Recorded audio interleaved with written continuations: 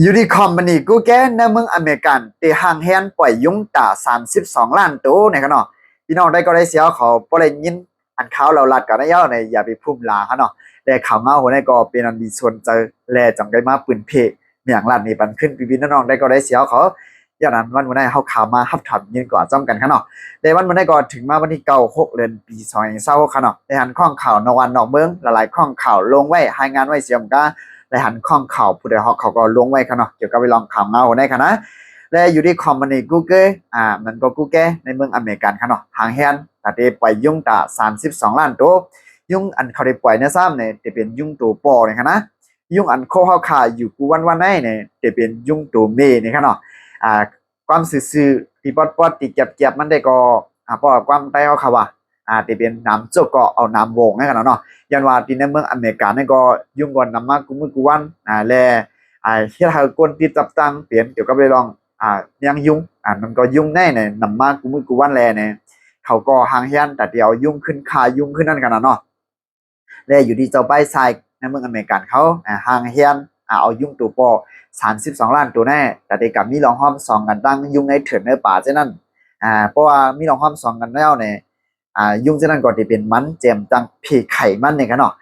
ยุ่งอันเป็น32 ล้านตัวเขาเนี่ยกันนะแต่มีสารธาตุเนื้อตัวเนื้อคิงเขาเนี่ยกันเนาะแต่มีสารธาตุวัวบักย่าเนี่ยก็เป็นความใต้เขาได้เป็นมันแค่ย่เนาะสามารถเขาได้รับพิกัดจีวันในก็ความหมายนึงกันนะอันเขาได้ปล่อยกว่าเนื้อเมืองอเมริกาแน่เนี่ยจะเป็นตา2 เจตอนเนี่ยกันเนาะจะเป็นเนื้อเจตอนฟลอริดาและเนื้อเจตอนแคลิฟอร์เนียเนี่ยกันเนาะจะเป็นเนื้อ2 เจตอนแน่เนี่ยจนว่าเนื้อปอดตอนนั้นยุ่งเนี่ยติดนำใครย่เนาะแต่เดี๋ยวได้ก็คอมไปเลยคว้างกันนะก็ว่าเนี่ยเขาถึงต่างกว่าที่ลุ่มสภาในเมืองอเมริกานั่นกันเนาะลุ่มสภาซ้ำเตปันคว้างเขาเนี่ยเป็นเพียงกำหนึ่งเขาขามาไปด้วยกับจำกันนั่นกันนะ32 ล้านตัวแน่เนี่ยเขาได้เฮ็ด2 คัก 2 ตอน1 ปอกแน่เนี่ยเขาได้ปล่อย16 ล้านตัวกล้วยเนี่ยกันนะเพราะว่าโปรแกรม2มากก็เขาได้ปล่อยแทง16 ล้านตัวเนี่ยเขาได้ปล่อยกำเดียวกัน32 ล้านตัวแน่เนี่ยมันนำหนาอาลาปาลานั่นกันเนาะและเพราะว่าเขาปล่อยกว่าเอาเนี่ยเขาว่าได้ก็มันจังลดย่อมปัญหาเกี่ยวกับไปลองยุงผีได้ในครับนะโครงการสิ่งแวดล้อมเขาได้เนี่ยเขาตั้งมาเจมือในปี2016เนี่ยครับเนาะเขาตั้งชื่อมันว่า EPA เนี่ยครับนะ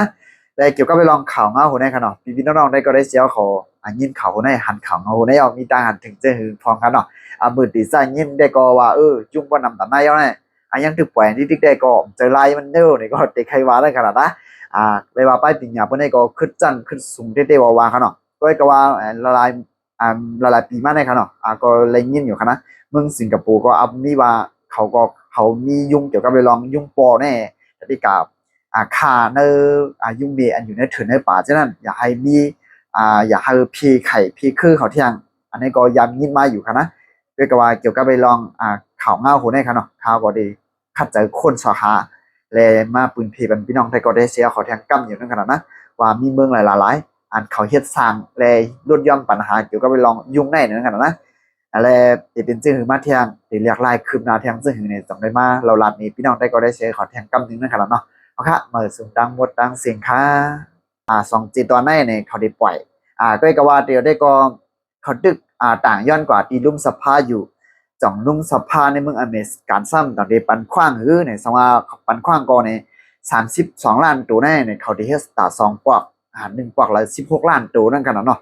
และอันเป็นโครงการสิ่งแวดล้อมในซ้ำเนี่ยติดตั้งมาเจมเมอร์ในปี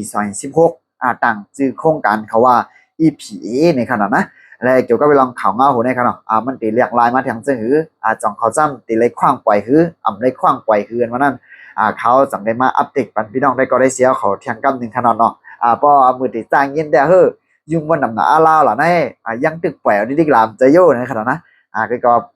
จะไปชายมึงบนในเลยว่ากัดขันที่โรงเรียนกัดขันที่เดียวว่าเขาเนาะแล้วพี่น้องได้ก็ได้เสียเขา